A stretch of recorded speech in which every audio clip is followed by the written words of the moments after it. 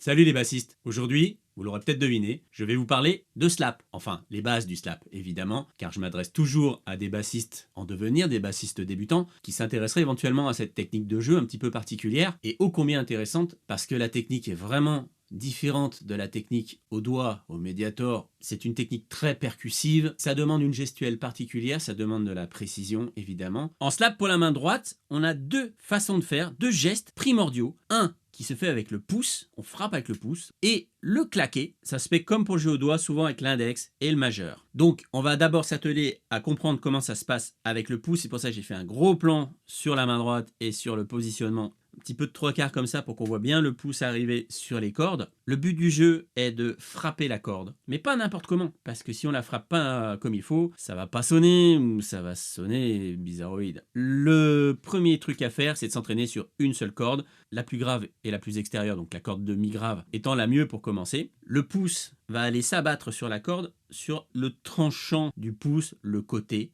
On va pas faire ça avec le plat, avec la pulpe du pouce. On va aller s'abattre comme ça sur le côté. On va viser voilà, le côté du pouce parce que c'est un côté qui est un petit peu, j'allais dire cagneux, un petit peu osseux. Et c'est là qu'on aura vraiment un impact significatif sur la corde avec un joli bruit. Pour s'entraîner, on peut faire ce mouvement de pouce dans un premier temps, sans bouger la main, en recroquevillant les doigts. Ça, c'est juste pour s'entraîner à la mobilité du pouce. Voilà. Sachant que le poignet après sera sollicité, évidemment, on ne va pas rester comme ça figé. Voilà. On peut même essayer de commencer à taper et à faire du son, c'est pas gênant. Ensuite, ce que j'aime bien dire à mes élèves quand on commence le slap, c'est que pour frapper réellement la corde et produire un son avec la corde, on fait comme si la corde était brûlante. On s'est tous déjà plus ou moins brûlé sur quelque chose de très chaud. Par réflexe, on va retirer le doigt qui a touché une très forte chaleur et qui nous aura brûlé. Évidemment, ici, la corde n'est pas brûlante en vrai, mais on va essayer d'imaginer qu'elle l'est pour laisser le pouce le moins longtemps possible au contact de la corde. Ce qui fait que, quand on va frapper la corde, on ne va pas rester trop longtemps dans la corde. Rester trop longtemps dans la corde, ça veut dire étouffer le son. Et on va voir ça. On va avoir un son un petit peu étouffé, mais on veut ça. Voilà. Donc un geste très rapide, très précis, chirurgical, et surtout on ne reste pas sur la corde puisqu'il faut qu'elle vibre en retour. Donc si on reste trop longtemps dans la corde, la vibration va être tout de suite cassée par notre pouce et on tue l'effet qu'on cherche. Alors que si on est rapide, on laisse bien la corde vibrer derrière notre attaque et on a tout bon. Après, il y a l'histoire de l'angle d'attaque. Je mets ma main un petit peu de biais, de sorte que, comme je l'ai dit au début de la vidéo, on va être amené peut-être à claquer les cordes. Les cordes doivent pouvoir être atteignables par les doigts, l'index et le majeur, sans être au-dessus de la touche. Ah oui, pour la petite histoire, je choisis plutôt de frapper les cordes en bordure de touche. Ici, ça sert à rien. Pourquoi? Parce que justement, quand on va faire le claquer, après on va se retrouver à ne pas pouvoir passer les doigts sous la corde pour le claquer. Je reviendrai sur ce geste du claquer, évidemment, ultérieurement. Et ici, c'est trop loin. Pourquoi? Parce que si on frappe avec le pouce, on risque d'écraser le micro et d'avoir ce genre de son très dégueulasse. Donc, le meilleur compromis, ça reste au bord de la touche. Comme ça, la corde rebondit toujours. Et en même temps, on a libre champ pour venir crocheter la corde et faire les sons claqués. Voilà le pourquoi du comment de cette position ici et pas là.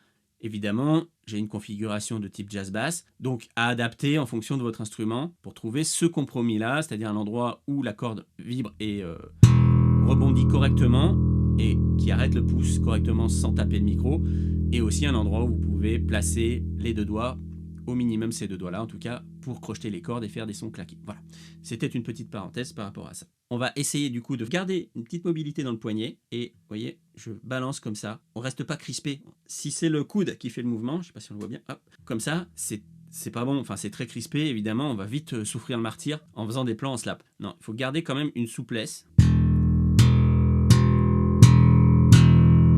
et une possibilité pour les doigts justement d'agir aussi à leur tour.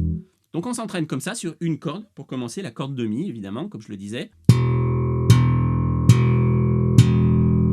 Plusieurs fois, autant de fois qu'il faut en fait.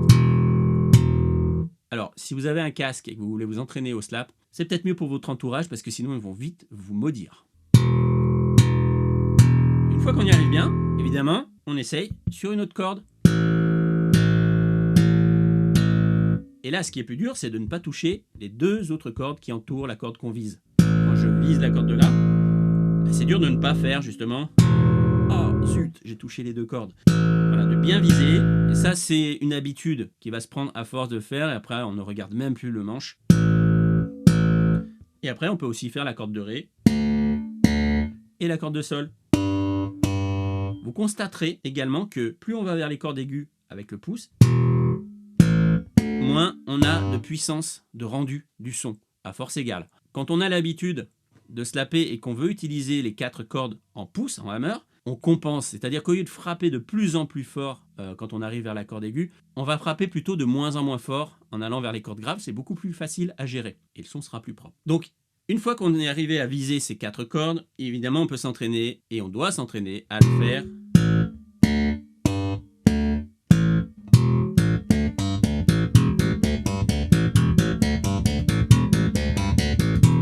Une fois qu'on a compris ce geste au niveau du pouce et qu'on a un son qui semble à peu près correct, ne cherchez pas la perfection tout de suite, ça viendra au fur et à mesure. On place quand même sa main gauche qui va nous servir à étouffer les sons. Parce que si on s'entraîne sur les 4 cordes à faire le pouce, si on n'étouffe pas entre chaque note, ça va être rapidos, une cathédrale. On va voir ça quoi. N'en jetez plus, la coupe est pleine. Donc notre main gauche va nous servir à étouffer entre chaque. Prenez le temps de le faire, ça c'est juste pour la qualité du son et pour ce que vous entendez. Donc Mi, j'étouffe. J'appuie légèrement sur mes cordes pour arrêter le son. Hop, je fais ma corde de La, j'étouffe. Ma corde de Ré, j'étouffe. Ma corde de Sol, j'étouffe. Et quand on est à l'aise avec ça, on peut essayer plus vite. Attention, le métronome en slap est votre meilleur ami. Donc, comme pour un batteur, puisque c'est une technique très percussive, le métronome est vraiment utile pour avoir cette précision et ne pas tomber dans la bouillabaisse quand on joue un plan en slap. Donc je recommence avec mes 4 cordes.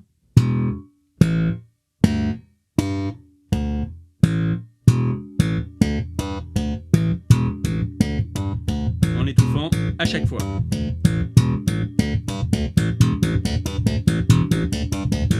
Voilà, plus on sera à l'aise, et plus on pourra faire ça de manière automatique sans même regarder où tombe le pouce. Voilà pour la technique du pouce. Phase 2, les claqués, les fameux.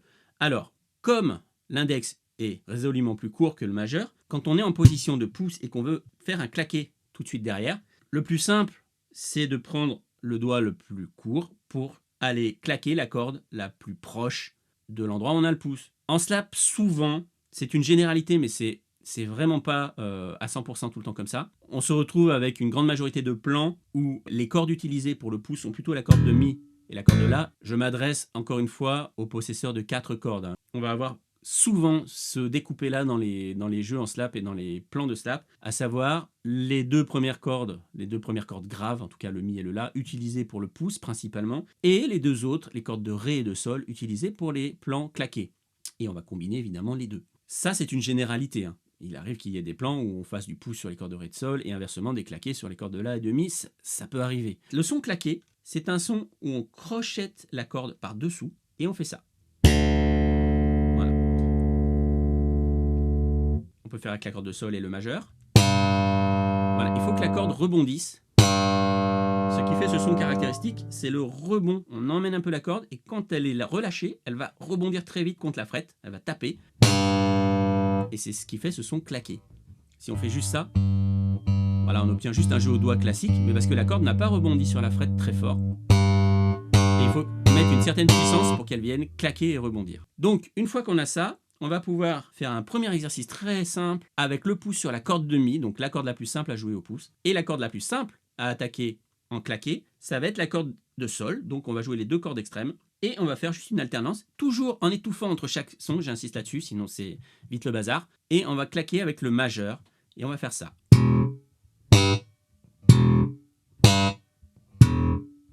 Vous avez vu que je repose ensuite mon pouce sur la corde quand je veux claquer. Ça dépend un petit peu de la position où on attaque, mais souvent, ça permet aussi dans le feu de l'action d'étouffer notre corde de Mi qu'on vient de jouer, ou notre corde de La, peu importe, mais en tout cas la corde qu'on vient de jouer au pouce. Et dans un premier temps, ça donne une stabilité à la main pour faire ce geste. Quand on est bien à l'aise avec ça, inutile de passer tout de suite sur la corde de La pour le pouce, on reste sur notre corde de Mi, mais on va inclure l'index dans l'histoire et sur la corde de Ré.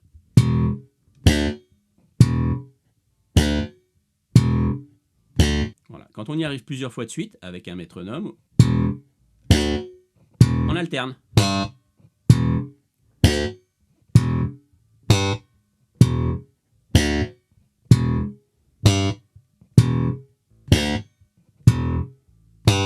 Voilà, on peut aussi inclure les autres cordes pour le frapper du pouce et ne plus se cantonner au mi grave.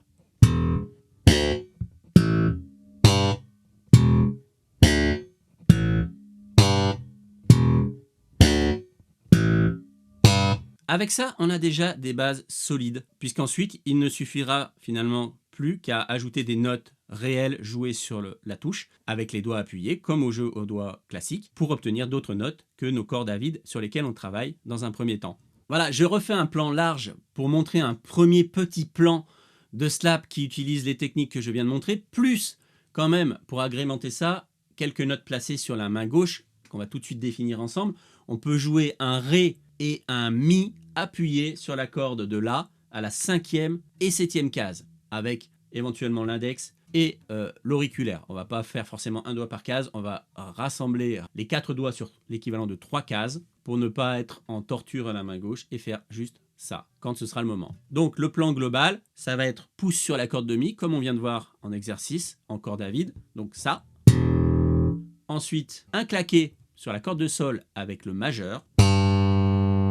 Ensuite, à nouveau le pouce sur la corde de La cette fois, pour faire notre Ré, 5e case, sur la corde de La. Et notre Mi, 7e case, sur la corde toujours de La. Et on recommence. Pouce, claqué, pouce, pouce, pouce, claqué, pouce, pouce. Chaque note a une durée égale aux autres.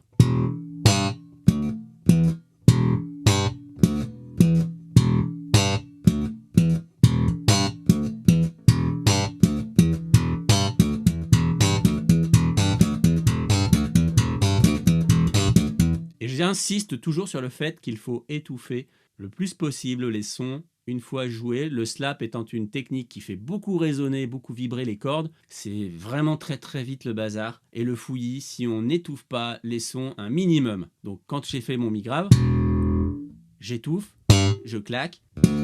Quand je fais mon Ré avec le pouce, je lève légèrement le doigt quand j'ai fini de le jouer. Je ne laisse pas appuyer, je ne laisse pas résonner, je ne laisse pas le sustain faire le boulot, sinon ça peut durer des plombes. Et derrière, on a une autre note qui va aussi résonner. Et après, on va se retrouver à faire ça avec 2 sons qui sonnent ensemble. Donc, on fait des sons courts en étouffant légèrement et en relevant un petit peu. Le paradoxe, c'est que pour étouffer avec la main gauche, on relève légèrement la main quand ce sont des notes appuyées. Et on met la main, au contraire, on appuie la main quand ce sont des notes à vide. Et du coup, on va pouvoir jouer ça.